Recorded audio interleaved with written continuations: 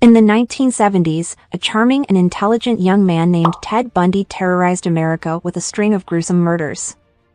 Despite his seemingly normal appearance and successful career, Bundy was a psychopathic killer who targeted and brutally murdered dozens of women across several states. His crimes shocked the nation and continue to captivate and horrify people to this day. In this video, we will delve into the twisted mind of Ted Bundy, examining his life, his crimes, and the psychology behind his disturbing behavior. But beware, this content may be unsettling for some viewers.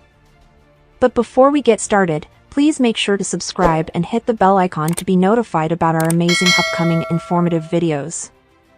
Now sit back, relax, and let's go. Ted Bundy was born Theodore Robert Cowell on November 24, 1946, in Burlington, Vermont. His mother, Louise Cowell, was unmarried at the time and gave birth to Ted in a home for unwed mothers. Bundy grew up believing that his mother was his older sister and that his grandparents were his parents. It wasn't until he was a teenager that he learned the truth about his birth. Bundy's childhood was marked by instability and dysfunction. His mother was often absent, leaving him to be raised by his grandparents. His grandfather was a violent and abusive man who would often beat his wife and even Bundy himself. Bundy's aunt recalled seeing him sneak into the basement and hit himself with a stick, a behavior she believed was a coping mechanism for the abuse he was enduring at home. Despite these challenges, Bundy was a good student and showed an early interest in politics. He was a member of the Young Republicans and worked on the campaign of Nelson Rockefeller during his run for governor of New York in 1964. After graduating high school in 1965, Bundy attended the University of Puget Sound in Washington. There, he met his first serious girlfriend, Stephanie Brooks, who would later play a significant role in his life. Bundy struggled academically and was eventually placed on academic probation, but he managed to transfer to the University of Washington in 1966. It was at the University of Washington that Bundy's behavior began to change. He became more aggressive and manipulative, and his grades continued to suffer. He dropped out of school in 1968 and spent the next few years drifting between odd jobs and different cities. It was during this time that Bundy's crimes began. He was arrested for the first time in Utah in 1975 for failing to stop for a police officer. A subsequent search of his car revealed burglary tools, which led to his arrest on suspicion of burglary. While in custody, Bundy was identified as a suspect in several murders in the area, and the investigation into his crimes began. Ted Bundy's crimes began in the early 1970s and spanned several states, including Washington, Utah, Colorado, and Florida. Bundy's modus operandi was to approach young women in public places, such as college campuses or parks, and lure them into his car under the guise of needing help with something. Once in the car, he would overpower his victims and assault them, often killing them. Bundy's first known murder was that of Karen Sparks, a student at the University of Washington. On January 4, 1974, Bundy broke into her dorm room, beat her, and sexually assaulted her before strangling her to death. Over the next few months, Bundy committed several more murders in Washington, including that of Linda and Healy, a student at the University of Washington who disappeared in the early hours of February 1, 1974. Bundy then moved on to Utah, where he continued his spree of murders.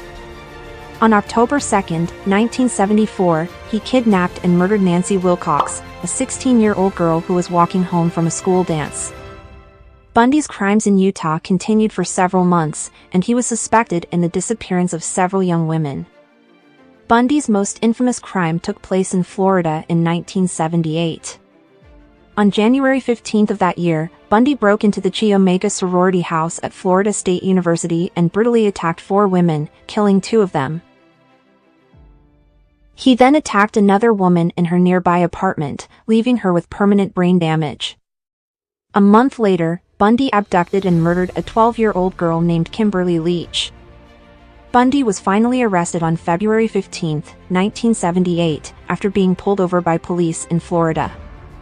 Inside his car, police found handcuffs, a ski mask, and other incriminating evidence. Bundy was eventually charged with several counts of murder, and his trial became a media sensation. He was convicted and sentenced to death for his crimes, and he was executed in the electric chair on January 24, 1989. It is believed that Bundy committed at least 30 murders, although the true number may be higher. Ted Bundy's life came to an end on January 24, 1989, when he was executed in the electric chair at Florida State Prison in Rayford, Florida. Bundy had been on death row for several years, and his appeals had been exhausted. In the days leading up to his execution, Bundy granted several interviews to journalists, in which he expressed regret for his crimes but also tried to downplay his role in them. He continued to maintain his innocence in some cases and blamed his behavior on pornography and other outside influences. On the day of his execution, Bundy was given a last meal of steak, eggs, hash browns, and coffee. He was then taken to the execution chamber, where he was strapped into the electric chair. Witnesses reported that Bundy appeared calm and composed in the moments leading up to his death. Bundy was pronounced dead at 7:16 a.m. on January 24, 1989. His body was cremated, and his ashes were scattered at an undisclosed location. Bundy's legacy has been a controversial one. Some have praised him for his intelligence and charisma, while others have condemned him as a monster who committed heinous crimes against women.